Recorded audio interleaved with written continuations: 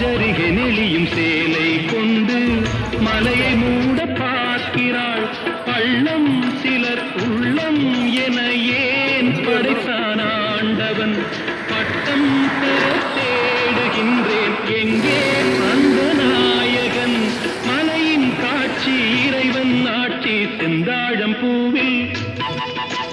செந்தாழம் பூவில் வந்தாடும் தென்றல் என் மீது மோதுதம்மா. எந்திரிங்க தம்பி.